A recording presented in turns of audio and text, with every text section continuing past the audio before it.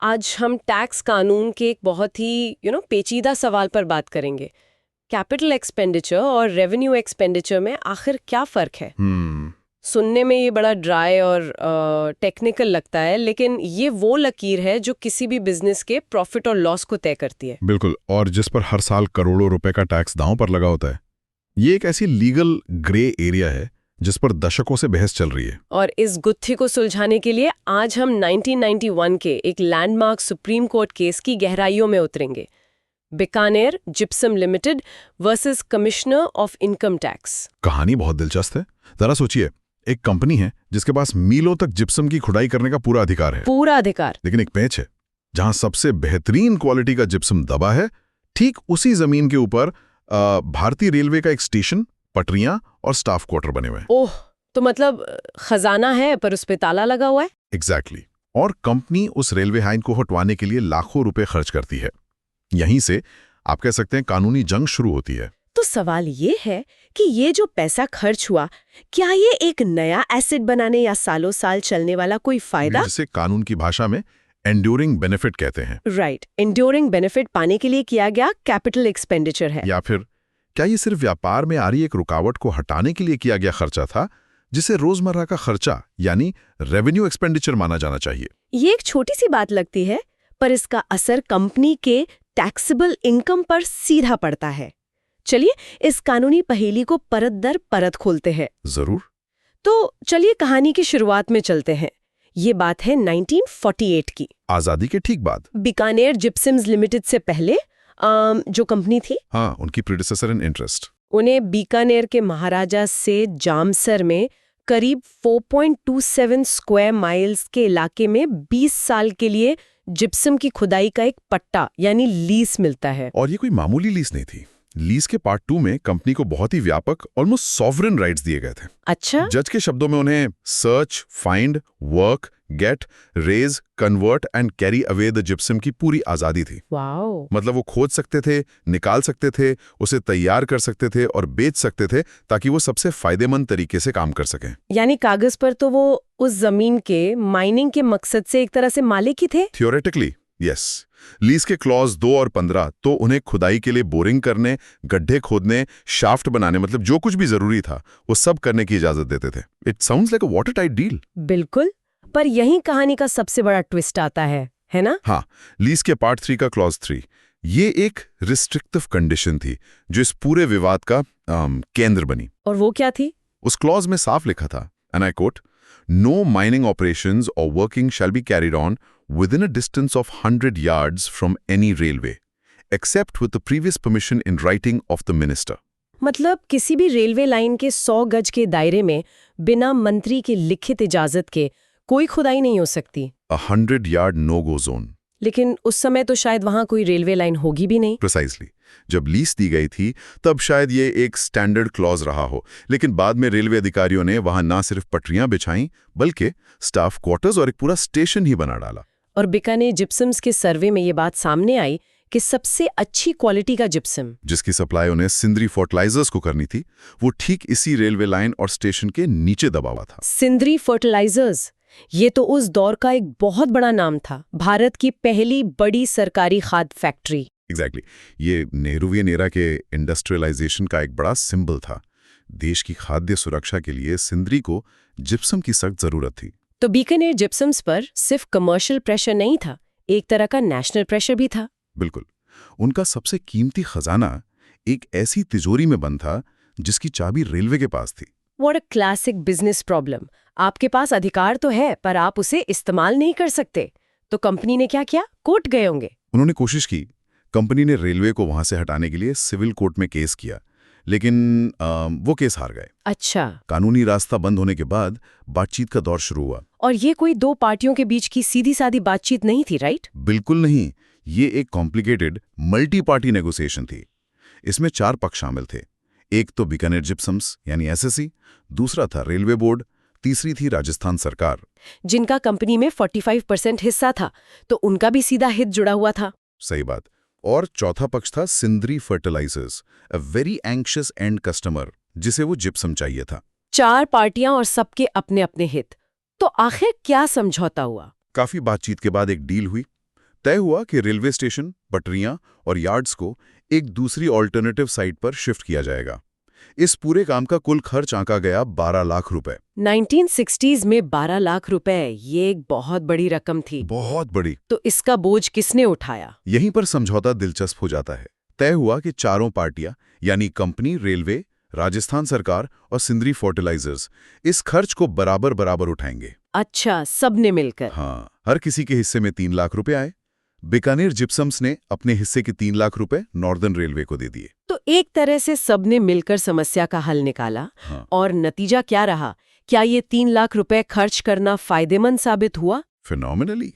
जैसे ही railway line हटी, company ने उस जमीन पे काम शुरू कर दिया और सिर्फ 2 साल के अंदर 1964-65 और 1965-66 में उन्होंने वहां से 6,30,390 टन जिप्सम निकालकर सिंदरी फर्टिलाइजर्स को सप्लाई किया। 6 लाख टन। बिजनेस के लिहाज से ये एक शानदार फैसला था। एब्सोल्युटली। ओके, तो बिजनेस की समस्या तो सुलझ गई। हाँ। लेकिन अब टैक्स की समस्या शुरू हुई। यहीं से असली कानूनी सवाल खड़ा हुआ। करेक्ट। कंपनी ने अपने 1964-65 के असेसमेंट ईयर में इन 3 लाख रुपए को रेवेन्यू एक्सपेंडिचर दिखाकर अपनी इनकम से घटाने का दावा किया। उनका तर्क था कि ये बिजनेस चलाने का खर्चा है। जो सुनने में तो सही लगता है, लेकिन इनकम टैक्स ऑफिसर ने इसे नहीं माना होगा। बिल्कुल नहीं। इनकम टैक्स ऑफिसर से लेकर अपेलेट असिस्टेंट कमिश्नर और फिर हाई कोर्ट तक सबने एक ही फैसला सुनाया, ये कैपिटल एक्सपेंडिचर है। और उनका मुख्य तर्क? उनका मुख्य तर्क ये था कि इस खर्च से कंपनी को एक स्थायी लाभ यानी इंड्योरिंग बेनिफिट मिला है, इसलिए इसे इनकम से घटाया नहीं जा सकता। और मामला आखिर में सुप्रीम कोर्ट पहुंचा। ठीक है, तो अब कानूनी सिद्धांतों पर आते हैं। हाई कोर्ट ने जिस एंड्योरिंग बेनिफिट के टेस्ट पर इतना भरोसा किया, ये आखिर है क्या? इसका मतलब क्या है? ये टैक्स कानून का एक क्लासिक टेस्ट है जो 1926 के एक बहुत मशहूर English case British Insulated and Helsby Cables Limited versus Atherton में लॉर्ड केव ने दिया था। ओके। ये टेस्ट इतना फंडामेंटल है कि आज भी हर ऐसे केस में इसका जिक्र होता है। लॉर्ड केव ने कहा था, and it's worth quoting, "When an expenditure is made, not only once and for all, but with a view to bringing into existence an asset or an advantage for the enduring benefit of a trade, it is properly attributable not to revenue but to capital." इसे सरल भाषा में समझाएं तो? Lord Cave ने एक सीधी सी बात कही थी। उन्होंने कहा कि अगर आप कोई ऐसा खर्चा करते हैं जो एक बार हो लेकिन उसका फायदा आपको सालों साल तक मिलता रहे, या उससे कोई नई संपत्ति बन जाए, तो उसे आप अपनी कमाई से नहीं घटा सकते। मतलब वो आपकी पूंजी का हिस्सा है, रोज का खर्चा नहीं, जैसे फैक्ट्री के लिए नई मशीन खरीदना। एग्जैक्टली। तो हाई कोर्ट का तर्क साफ था, रेलवे लाइन हट गई, अब कंपनी सालों तक बिना रोक टोक के खुदाई कर सकती है। ये एक इंड्योरिंग बेनिफिट है, इसलिए 3 लाख रुपए कैपिटल एक्सपेंडिचर हैं। पहली नजर में तो ये तर्क बहुत मजबूत लगता है। और यही सालों से लीगल स्टैंडर्ड भी रहा है। लेकिन यहीं पर सुप्रीम कोर्ट की भूमिका दिलचस्प हो जाती है। सुप्रीम कोर्ट ने कहा कि लॉर्ड केव का ये टेस्ट कोई पत्थर की लकीर नहीं है। मतलब ये कंक्लूसिव नहीं है। Right, it's not conclusive. In fact the supreme court pointed out कि लॉर्ड केव ने खुद कहा था कि ये टेस्ट तब लागू होता है in the absence of special circumstances leading to an opposite conclusion. मतलब अगर कोई खास परिस्थितियां हो तो नतीजा उल्टा भी हो सकता है। तो सुप्रीम कोर्ट ने बीकानेर जिप्सम्स के केस में ऐसी कौन सी स्पेशल सर्कमस्टेंसेस ढूंढ निकाली? सुप्रीम कोर्ट ने 2 और ज्यादा न्यूआंस्ड लीगल डॉक्ट्रिन्स का सहारा लिया। पहला था removal of disability doctrine. Removal of disability? ये सिद्धांत एक और House of Lords case commissioner of inland revenue v Carron company 1966-1969 से आया है। यानी किसी बाधा या अयोग्यता को हटाना। ये सिद्धांत क्या कहता है? कैरन कंपनी के केस में एक कंपनी का चार्टर यानी उसका संविधान बहुत पुराना और आर्पेइक था। वो कंपनी के बिजनेस ऑपरेशंस को रोक रहा था, जैसे कि वो कितना उधार ले सकते हैं इस पर पाबंदी थी। ओके। कंपनी ने अपना चार्टर बदलने के लिए पैसा खर्च किया। कोर्ट ने माना कि ये रेवेन्यू एक्सपेंस है। सिद्धांत ये है कि अगर कोई खर्चा किसी मौजूदा व्यापार की बाधा, रुकावट या अयोग्यता को हटाने के लिए किया जाता है ताकि व्यापार ज्यादा कुशलता से चल सके, तो वो रेवेन्यू एक्सपेंडिचर होगा। यानी आप कोई नई चीज बना नहीं रहे, बल्कि अपनी पुरानी चीज को ठीक से काम करने लायक बना रहे हैं। प्रिसाइसली, जैसा कि बीकानेर जिप्सम्स के फैसले के पैराग्राफ 12 में जस्टिस के एन सिंह ने नोट किया, there is a sharp distinction. उन्होंने कहा, there is a sharp distinction between the removal of a disability on one hand, payment for which is a revenue payment, and the bringing into existence of an advantage, payment for which may be a capital payment. साफ फर्क है एक रुकावट हटाने में जिसका खर्चा revenue है और एक नया फायदा बनाने में जिसका खर्चा कैपिटल हो सकता है। बिल्कुल। ठीक है, तो पहला सिद्धांत तो हो गया रुकावट हटाने का, लेकिन मुझे लगता है हाई कोर्ट का स्थायी लाभ वाला तर्क भी काफी मजबूत था। सुप्रीम कोर्ट ने उसे कैसे काटा? इसके लिए दूसरा सिद्धांत काम आया होगा? हाँ, दूसरा सिद्धांत भारत के ही सुप्रीम कोर्ट के एक पुराने फैसले से आया, एम्पायर जूट कंपनी VCIT 1980। इस केस ने facilitating operations versus fix capital का सिद्धांत स्थापित किया। इसका क्या मतलब है? इसका मतलब है कि हमें ये देखना होगा कि खर्चा आपकी फिक्स्ड कैपिटल यानी व्यापार की बुनियादी संपत्ति को बढ़ा रहा है या सिर्फ आपके रोज के काम को आसान यानी फैसिलिटेट कर रहा है। अच्छा। एम्पायर जूट केस में कहा गया है, and this is very important, if the advantage consist mainly in facilitating the SSC's trading operations while leaving the fixed capital untouched, the expenditure would be on revenue account even though the advantage may endure for an indefinite future. ये बहुत महत्वपूर्ण बात है, यानी अगर फायदा हमेशा के लिए भी हो लेकिन उससे आपकी कोई नई संपत्ति नहीं बनी, सिर्फ आपका काम आसान हुआ, तो भी वो रेवेन्यू एक्सपेंस ही माना जाएगा। बिल्कुल, आपकी एनालॉजी यहाँ बिल्कुल फिट बैठती है। मैं सोच रही थी कि अगर कोई दुकानदार अपनी दुकान के सामने गिरे एक बड़े से पेड़ को हटवाने के लिए नगर निगम को पैसे देता है, हाँ, तो वो कोई नई दुकान नहीं खरीद रहा, वो अपनी फिक्स कैपिटल यानी दुकान को हाथ भी नहीं लगा रहा, वो सिर्फ अपना व्यापार चलाने में आ रही एक रुकावट दूर कर रहा है। ये खर्चा रनिंग द बिजनेस का हिस्सा है, एक्वायरिंग द बिजनेस का नहीं। That is the perfect analogy. वो खर्चा दुकान के इस्तेमाल को फैसिलिटेट कर रहा है। सुप्रीम कोर्ट ने बीकानेर जिप्सम्स के केस में ठीक यही तर्क अपनाया। So what is this all mean? इन सिद्धांतों के आधार पर सुप्रीम कोर्ट ने आखिर क्या फैसला सुनाया और हाई कोर्ट के तर्क को कैसे खारिज किया? जस्टिस KN सिंह ने अपने फैसले में हाई कोर्ट की सोच की गलती को सिस्टमैटिक तरीके से उजागर किया। फैसले के पैराग्राफ 13 में उन्होंने बहुत स्पष्ट रूप से 3 मुख्य बातें कहीं। पहली क्या थी? First and most importantly, no new asset was purchased और ब्रॉट इनटू एग्जिस्टेंस। कोर्ट ने साफ कहा कि ये 3 लाख का भुगतान माइनिंग की परमिशन लेने के लिए नहीं था। राइट। परमिशन तो 1948 की लीज से ही मिली हुई थी। ये भुगतान सिर्फ उस कंस्ट्रक्शन को हटाने की लागत थी जो माइनिंग में बाधा डाल रहा था। जजमेंट से सीधा कोट है, The payment of rupees 3 lakhs was not made by the SSC for the grant of permission to carry on mining operations. Instead, the payment was made towards the cost of removing the construction which obstructed the mining operations. मतलब ये भुगतान अधिकार पाने के लिए नहीं, बल्कि पहले से मौजूद अधिकार को इस्तेमाल करने के लिए था। एक बहुत ही सटल पर क्रूशियल डिस्टिंक्शन। दूसरा पॉइंट क्या था? दूसरा पॉइंट इसी से जुड़ा है। The rights were pre-existing. Court ने इस बात पर जोर दिया कि असेसी ने did not acquire any fresh right to any mineral nor he acquired any capital asset.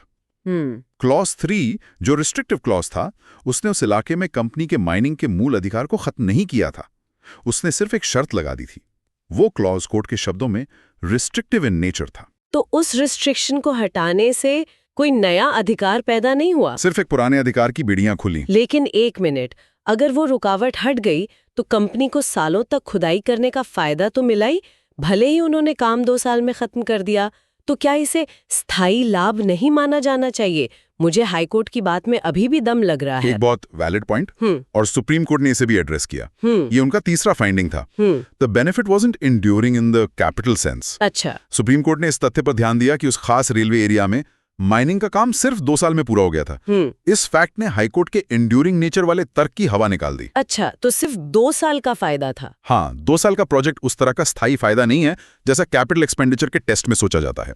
It was more of a short term albeit highly profitable project. अब तस्वीर बिल्कुल साफ नजर आती है। बिल्कुल। सुप्रीम कोर्ट ने निष्कर्ष निकाला कि high court fail to appreciate the true nature of the expenditure. उन्होंने कंपनी की अपील को स्वीकार किया, हाई कोर्ट के फैसले को रद्द कर दिया और इनकम टैक्स एपेलेट ट्रिब्यूनल के मूल फैसले को बहाल रखा। तो 3 लाख रुपए को आधिकारिक तौर पर रेवेन्यू एक्सपेंडिचर माना गया। हाँ, और कंपनी को उसे अपनी आय से घटाने की इजाजत मिल गई। तो इस पूरी चर्चा का सार ये है कि किसी खर्च का कैरेक्टर उसकी नीयत और मकसद से तय होता है। प्रिसाइजली। क्या मकसद मुनाफे का एक नया जरिया या एक नई संपत्ति बनाना है? अगर हाँ, तो वो कैपिटल है, या मकसद मौजूदा व्यापार को ही ज्यादा कुशलता से ज्यादा मुनाफे के साथ चलाना है? अगर हाँ, तो वो रेवेन्यू है। That is the essence of it. Bikaner Gibsons का केस हमें एक फंडामेंटल सबक सिखाता है। किसी बाधा या रुकावट को हटाने के लिए किया गया खर्च व्यापार को चलाने की प्रक्रिया का ही हिस्सा है, न कि किसी नई आय पैदा करने वाली संपत्ति का अधिग्रहण। It's a cost of doing business, not a cost of setting up business. एक बहुत ही साफ और प्रैक्टिकल फर्क। इस केस ने वाकई इस थ्योरी को जिंदा कर दिया। Indeed. And this raises an important question for our time. क्या? आज की डिजिटल इकोनॉमी में जहां एसेट्स अक्सर इंटेंजिबल होते हैं, जैसे ब्रांड की इज्जत, सर्च इंजन पर रैंकिंग या किसी प्लेटफॉर्म तक पहुंच, हम इन फिजिकल वर्ल्ड के सिद्धांतों को कैसे लागू करेंगे? दिलचस्प सवाल है। मतलब अगर कोई ई कॉमर्स कंपनी अपनी ऑनलाइन सेल्स को नुकसान पहुंचाने वाले नेगेटिव सर्च रिजल्ट्स को हटाने के लिए किसी एसईओ फर्म को एक बड़ी रकम चुकाती है, तो वो क्या है? क्या ये बीकानेर जिप्सम्स की तरह एक ऑब्स्ट्रक्शन हटाना है और इसलिए रेवेन्यू एक्सपेंस है, या फिर ये एक एंड्योरिंग डिजिटल एडवांटेज बनाना है जो इसे कैपिटल एक्सपेंस बना देगा? क्योंकि एक अच्छी ऑनलाइन रेप्यूटेशन का फायदा तो सालों तक मिल सकता है। एग्जैक्टली। बीकानेर जिप्सम्स के सिद्धांत आज भी 21वीं सदी में नए और फैसिनेटिंग तरीकों से परखे जा रहे हैं।